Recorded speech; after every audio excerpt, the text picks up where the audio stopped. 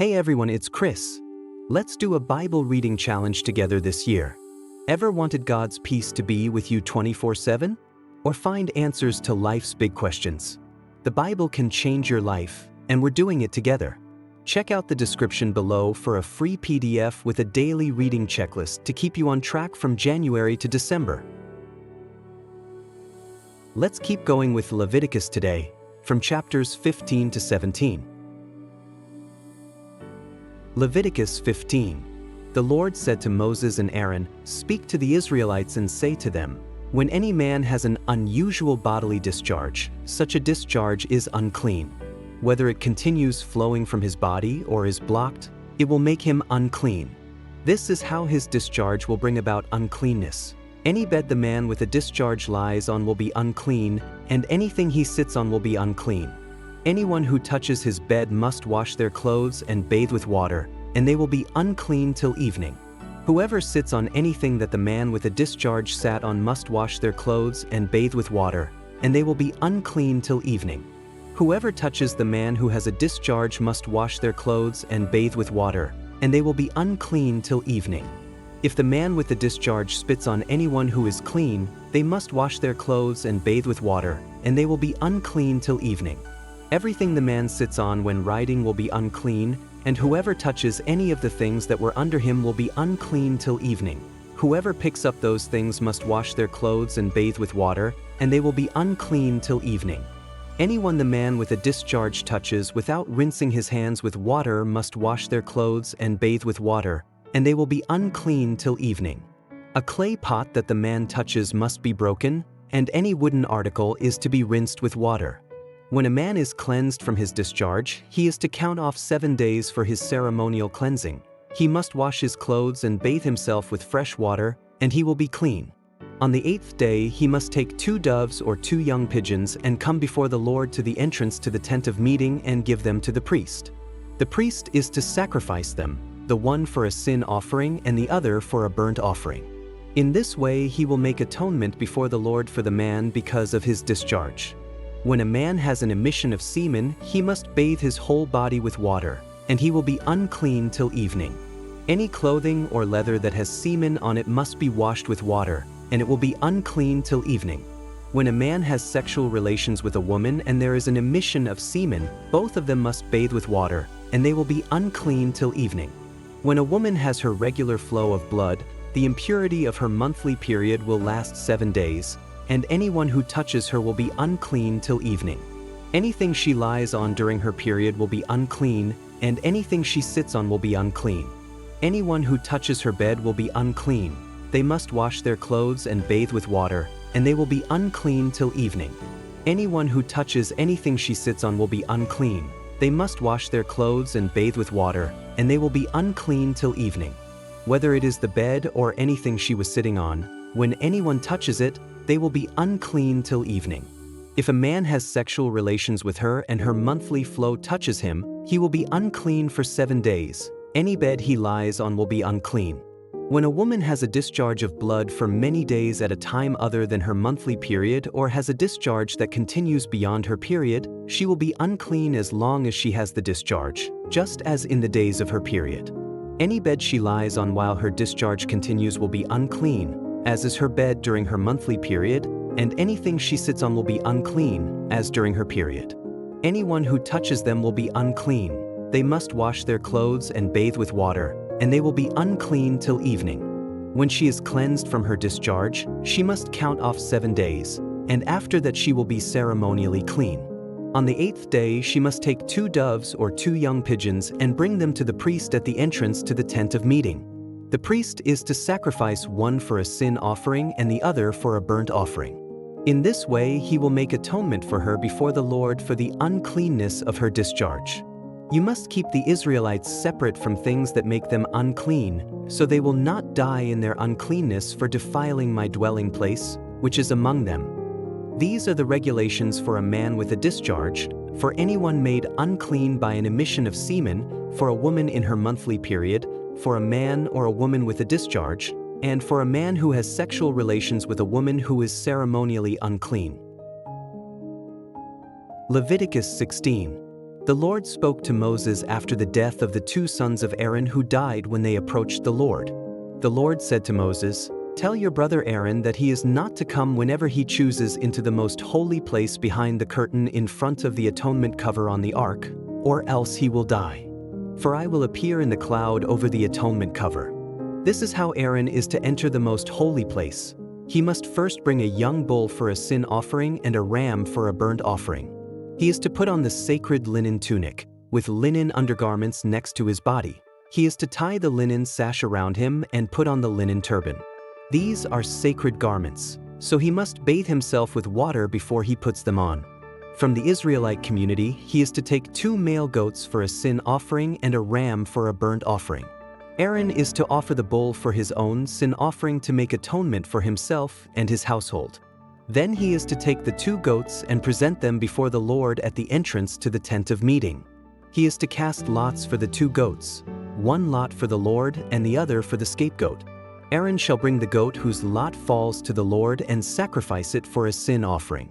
But the goat chosen by Lot as the scapegoat shall be presented alive before the Lord to be used for making atonement by sending it into the wilderness as a scapegoat. Aaron shall bring the bull for his own sin offering to make atonement for himself and his household, and he is to slaughter the bull for his own sin offering. He is to take a censer full of burning coals from the altar before the Lord and 2 handfuls of finely ground fragrant incense and take them behind the curtain. He is to put the incense on the fire before the Lord, and the smoke of the incense will conceal the atonement cover above the tablets of the covenant law, so that he will not die. He is to take some of the bull's blood and with his fingers sprinkle it on the front of the atonement cover. Then he shall sprinkle some of it with his fingers 7 times before the atonement cover.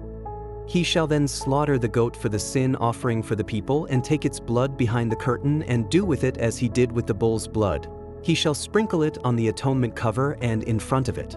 In this way he will make atonement for the most holy place because of the uncleanness and rebellion of the Israelites, whatever their sins have been.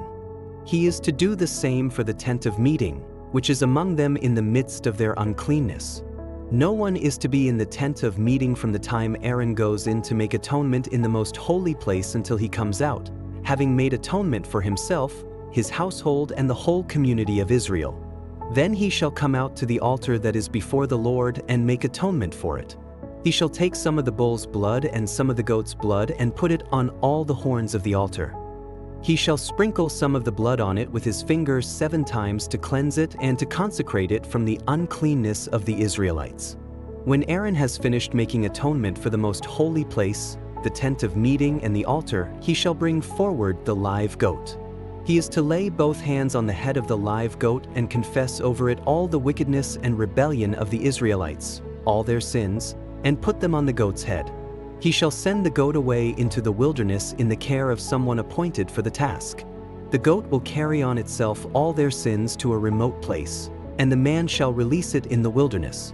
Then Aaron is to go into the tent of meeting and take off the linen garments he put on before he entered the most holy place, and he is to leave them there. He shall bathe himself with water in the sanctuary area and put on his regular garments. Then he shall come out and sacrifice the burnt offering for himself and the burnt offering for the people, to make atonement for himself and for the people. He shall also burn the fat of the sin offering on the altar. The man who releases the goat as a scapegoat must wash his clothes and bathe himself with water. Afterward he may come into the camp. The bull and the goat for the sin offerings, whose blood was brought into the most holy place to make atonement, must be taken outside the camp. Their hides, flesh, and intestines are to be burned up. The man who burns them must wash his clothes and bathe himself with water. Afterward he may come into the camp. This is to be a lasting ordinance for you. On the 10th day of the 7th month you must deny yourselves and not do any work, whether native-born or a foreigner residing among you, because on this day atonement will be made for you, to cleanse you. Then, before the Lord, you will be clean from all your sins. It is a day of Sabbath rest, and you must deny yourselves. It is a lasting ordinance. The priest who is anointed and ordained to succeed his father as high priest is to make atonement. He is to put on the sacred linen garments and make atonement for the most holy place, for the tent of meeting and the altar, and for the priests and all the members of the community. This is to be a lasting ordinance for you. Atonement is to be made once a year for all the sins of the Israelites. And it was done as the Lord commanded Moses. Leviticus 17. The Lord said to Moses, "Speak to Aaron and his sons and to all the Israelites and say to them, this is what the Lord has commanded.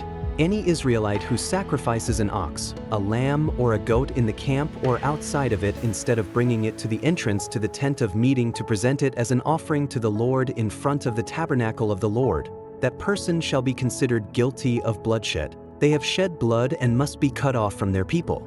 This is so the Israelites will bring to the Lord the sacrifices they are now making in the open fields.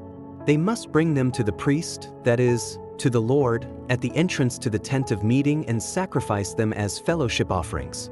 The priest is to splash the blood against the altar of the Lord at the entrance to the tent of meeting and burn the fat as an aroma pleasing to the Lord. They must no longer offer any of their sacrifices to the goat idols to whom they prostitute themselves. This is to be a lasting ordinance for them and for the generations to come. Say to them, any Israelite or any foreigner residing among them who offers a burnt offering or sacrifice and does not bring it to the entrance to the tent of meeting to sacrifice it to the Lord must be cut off from the people of Israel. I will set my face against any Israelite or any foreigner residing among them who eats blood, and I will cut them off from the people. For the life of a creature is in the blood, and I have given it to you to make atonement for yourselves on the altar. It is the blood that makes atonement for one's life. Therefore I say to the Israelites, none of you may eat blood, nor may any foreigner residing among you eat blood. Any Israelite or any foreigner residing among you who hunts any animal or bird that may be eaten must drain out the blood and cover it with earth, because the life of every creature is its blood. That is why I have said to the Israelites, you must not eat the blood of any creature, because the life of every creature is its blood. Anyone who eats it must be cut off. Anyone, whether native-born or foreigner, who eats anything found dead or torn by wild animals must wash their clothes and bathe with water, and they will be ceremonially unclean till evening, then they will be clean. But if they do not wash their clothes and bathe themselves, they will be held responsible. Ready to dive even deeper into the Bible? I've got a complete course for you to explore every book from cover to cover. Check out the link in the description. Share this journey with your loved ones. God's Word is for everyone.